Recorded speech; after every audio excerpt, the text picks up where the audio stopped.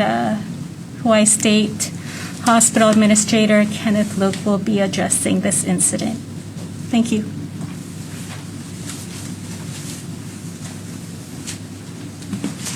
Aloha. I'm Dr. Kenny Fink, the Director of Health.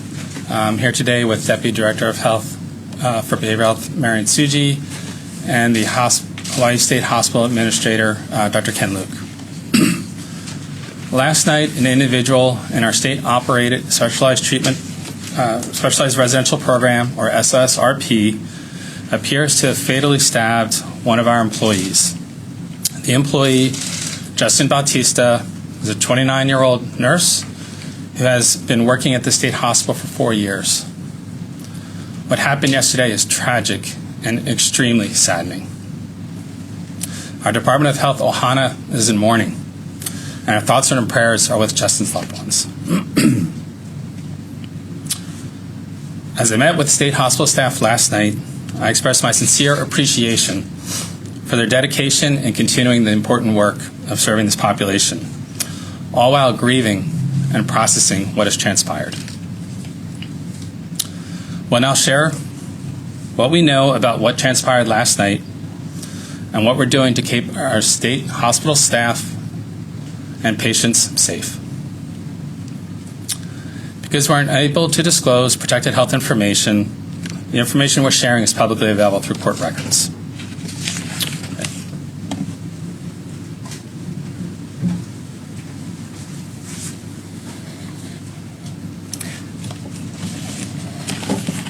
Good afternoon, everyone. I'm Dr. Kenneth Luke. I'm the Hawai'i State Hospital Administrator. I'm going to apologize right up front and to say there are more questions than I have answers. There's an active police investigation going on right now. We don't know the results. We don't know when it's going to be completed. At that time, there'll be a lot more answers. But I do realize that there are going to be some questions that I want to address today for you folks. I think the public's going to want to know, how did this happen? The state has put a lot of money into mental health. There's a brand new state-of-the-art facility that opened about 2 years ago. So there's a lot of questions that I want to try to clarify, that mental health treatment in our state exists along a continuum, that the state hospital campus is only one part of that continuum, that patients will progress, their treatment will advance as they get better. We want our patients to be treated in the most appropriate level of care. And oftentimes that means sometime in the hospital and then continuing treatment in the community. What I want to describe is the suspect in question was treated at Hawai'i State Hospital. He's actually had a history of being treated on multiple occasions and did show a response to treatment. He was able to transition back into the community successfully before. And on this time, once again, in August of this year, he was able to transition out. Now, the community might say, well, with the high census at the hospital, is there some pressure to move people out, move them out inappropriately from the hospital to the community? And I want to assure the community that that is not the case. We have well-qualified doctors, well-qualified nurses that do a clinical assessment of people who are ready. This includes looking at their behavior over a period of time, their acceptance of medication, how they cope, how they get along with others. And in this case, the patient in August did appear to be ready for discharge. In addition to our treatment teams, the courts actually issue permission for somebody to move out of our hospital.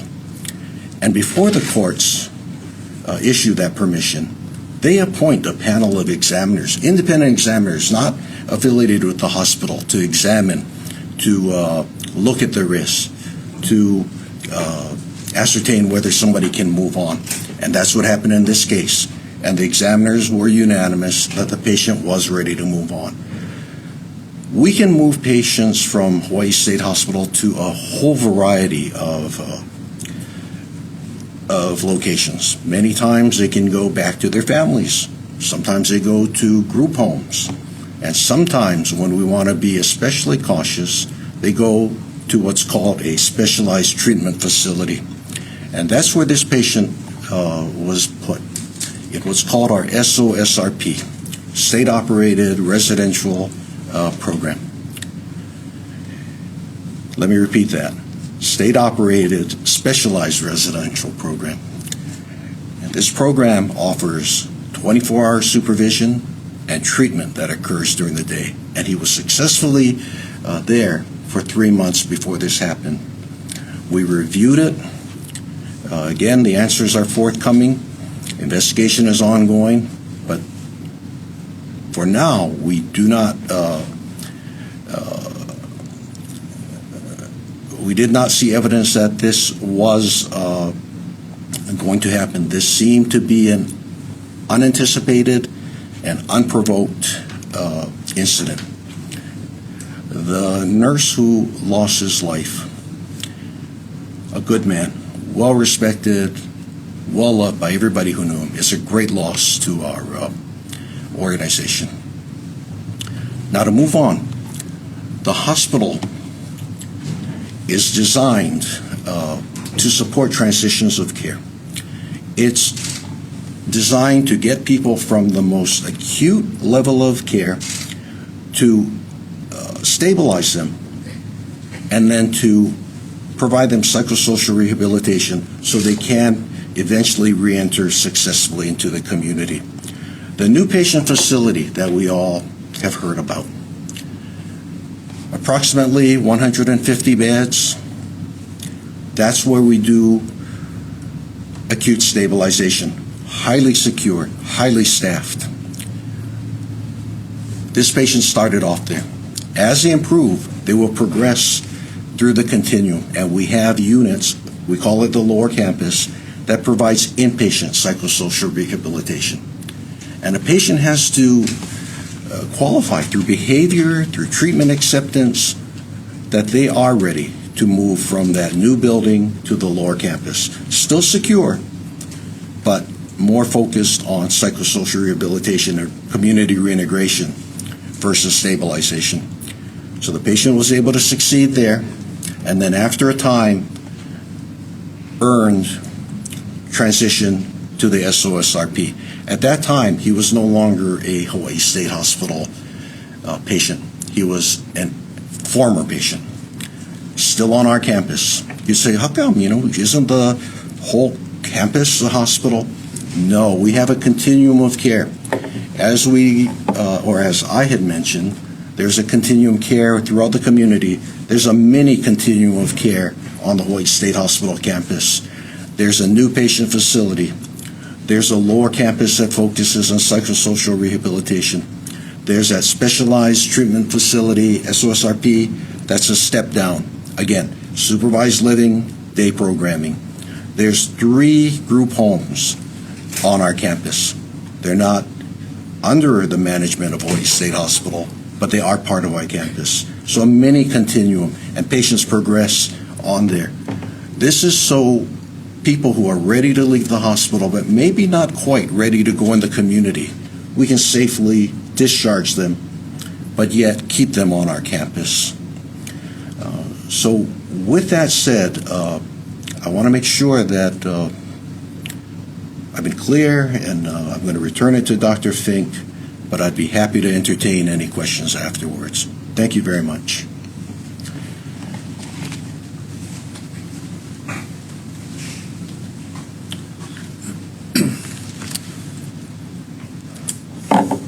When we learned of the event, we learned that staff that were on site immediately had responded to secure the situation and make sure that staff and the patients were safe. When Deputy Director Marion Suji, Administrator Dr. Luke, and I arrived, we met with all the staff that were on the campus at that time to check on them, provide our support, and give them information about the Hawaii Cares Line and also the Employee Assistance Reach Program. I want to take this time to also, again, express my appreciation for the staff who are processing the event that occurred while ensuring that the ongoing operations continue. So my gratitude to them. As far as next steps, in addition to the clinical review that occurred, we're doing a safety review as well. We'll be reviewing all policies and procedures to ensure safe operations for staff and patients alike. During this time, we're also providing additional emotional support for both staff and patients. I'd like to reiterate our commitment to a robust mental health system and an entire continuum. Mental health and substance abuse can be chronic conditions with relapses, and our mental health system requires a continued investment in the full continuum of care to ensure that individuals are able to safely reside in the community. So at this time, we're available to take some questions. Can you tell us what the weapon was that was used? So I'll defer to HPD as that would be part of the investigation. And basically you're saying there were no signs, he was deemed clinically sane, ready for transition, and this came out of nowhere. So I can say patients go through a very thorough process to evaluate them and determine if they're suitable for a different level of care.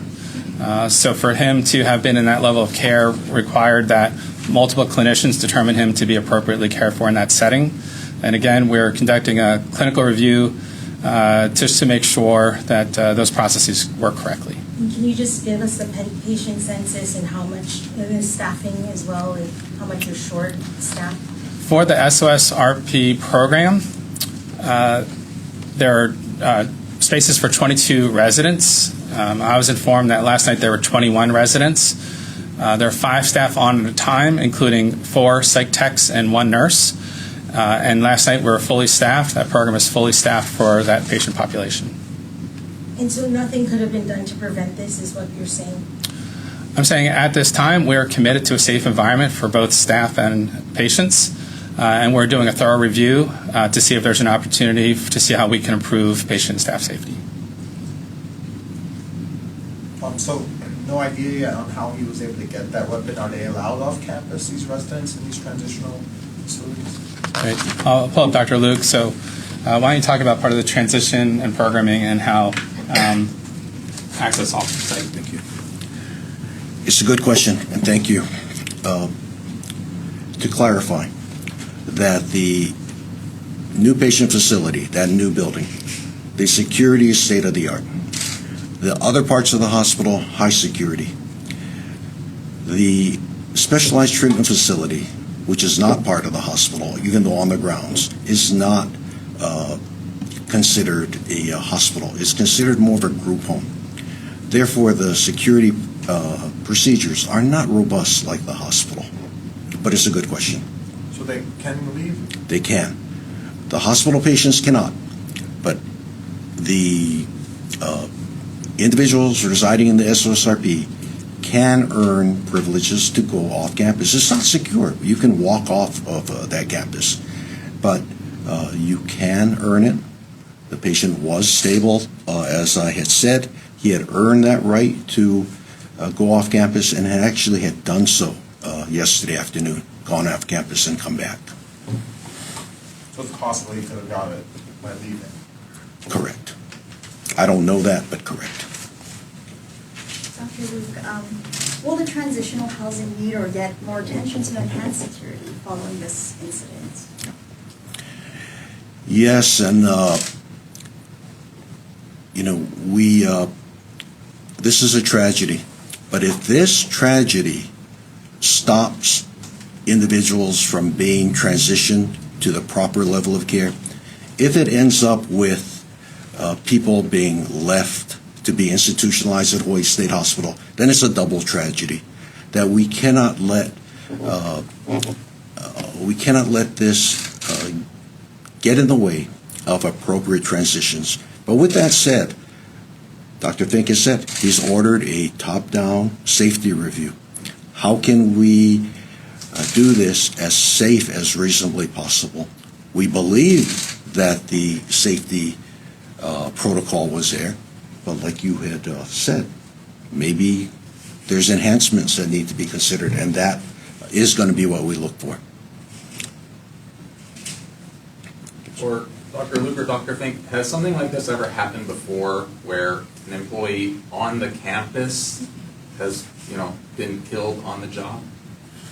No, not to our knowledge.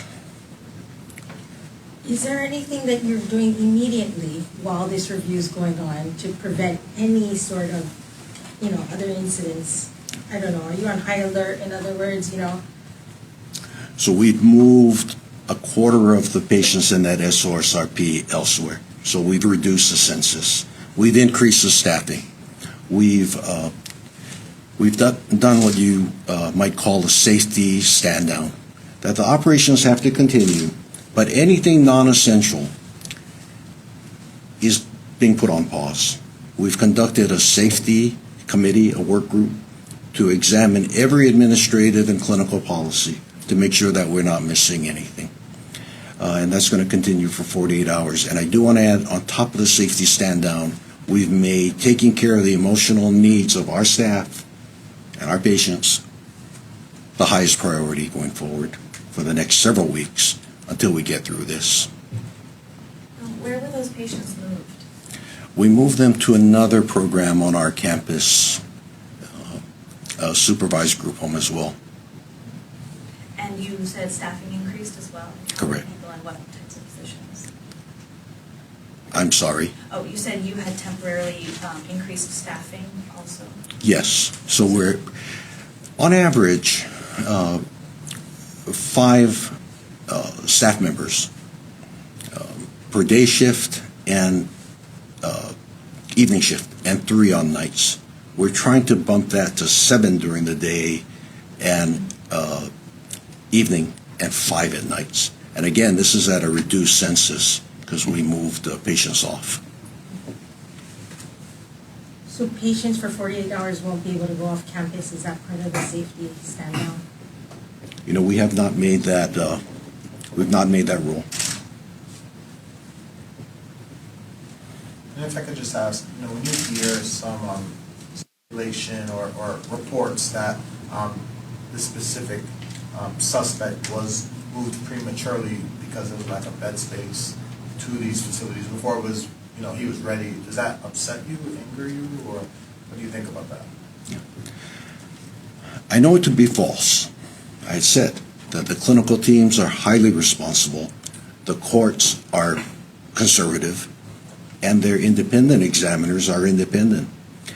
It doesn't anger me so much as it disappoints me that mental illness is stigmatized enough already. And I think any other medical condition we would believe that these conditions are treatable, that they can be made better, that people can recover to some extent to live a purpose-filled life. But yet with mental illness, I think that stigma is still there. And I hope this tragedy doesn't become a double tragedy. So where our patients are, and again, I don't want to make it about, this isn't about reducing stigma. That's not what I meant to do here. But I am hoping that this tragedy doesn't lead to some reduction or some limitation on people advancing through their care and moving through the continuum. So more disappointed than angry. Can you tell us how many inpatients the hospital has right now? 325. And what is the total capacity?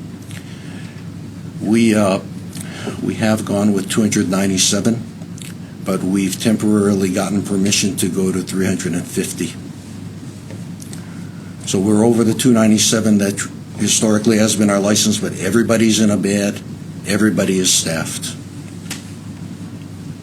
And is that figure for the main facility, or does that include the lower campus homes and other facilities? Only the hospital proper. So when I talk, it means the new patient facility and the lower campus, but it doesn't include the SOSRP, where this had happened, and the group homes, the 3 group homes that are on our campus. We actually consider that separate from the hospital. These are for patients who are discharged. The brand new building and the lower campus. Correct. Are there security guards on the campus? Yes. Like how many? Where are they?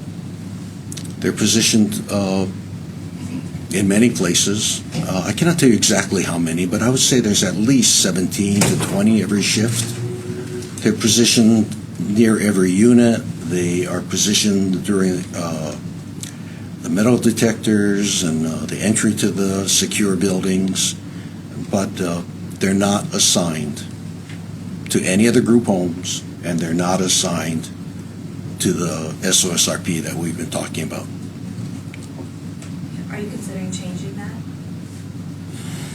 It's on the table, yes. Dr. Luke, according to the most recent Hawai'i State Hospital annual report, assaults on workers went up. What more needs to be done to maybe prevent this and workers? We actually believe the hospital has been made safer since the opening of the new patient facility, that assaults are down, or at least the seriousness of those assaults are down. So what you may be looking at are assaults that are anytime somebody is making contact with one of our staff, we count it. But we actually believe the hospital is being made safer. Unfortunately, the census is something that worries me. There's only so crowded we can be before it does become a safety issue. But it's on our radar. We're trying everything we can to reduce the census. But again, I hope that's evidence to the public that we're not just throwing patients out. Even though we're over census, we're not opening the doors and being irresponsible and putting people back in the community. We would rather be over census and deal with that than to put somebody out who we knew in our heart should not have been discharged. Dr. Luke, with regard to the assault statistics, would those incidents that are counted not include anything at the group homes and the SOSRP? Correct, would not. Is there any data for that in terms of how often assaults happen at the SOSRP? Yeah, that data would be available, but not at my fingertips. Can you tell us who's on the panel who makes the decisions about when patients are able to be moved into other steps of their? There's a cadre of providers. One psychiatrist, to my knowledge, several psychologists that work independently of the hospital. These are all forensically certified professionals trained to look at not only clinical stability but clinical risk. How many people are on the panel? It changes, but let me say roughly 6. We'll take one more question. If there's any. I just have a clarification. So the hospital itself, you believe the new hospital is becoming safer, but the group homes and the transitional housing program wasn't part of that, I guess, increased safety aspect is what you're saying, right? And that is that what you're reevaluating? Correct. Okay, thank you. One more question? That was a clarification. So one more question, how's that? So two. Could you describe a difference between the SOSRP and maybe some other facility out in the residential, community? Is there another level after the SOSRP that somebody might graduate to? If you think about the continuum, psychiatric hospitalization, the next step down in supervision is the SOSRP. There are group homes out in the community, some with very little supervision, some with 8 hours where staff is present. The SOSRP, 24 hours, there's a staff member there. On top of that, why it's a specialized treatment facility and not just the group home is they provide day programming. So it's room and board plus treatment all in one place. And then finally, to answer your question, it's on our campus. So if you're familiar with our campus, it's not that close to residential properties. So it's not like a group home that you'd be surprised where some of these group homes are. Yeah, they're just right in the middle of the neighborhoods. You may not even notice they're there. But this group home is on our campus, away from the community. It's sort of a bridge for people who don't need the hospital, but we wanted to give them a small step to get ready to go back into the community. Last question. Yes, this suspect had been accused of assaulting a state hospital employee years before. Was that taken into consideration when considering that he should be moved? Yes, it was. Or was there any consideration that he might need more supervision because he had this particular history? That's, again, the treatment team, the independent examiners, but I believe that was one of the reasons why when he was determined ready to go to Hawai'i State Hospital, he went to the SOSRP and not directly placed back in the community.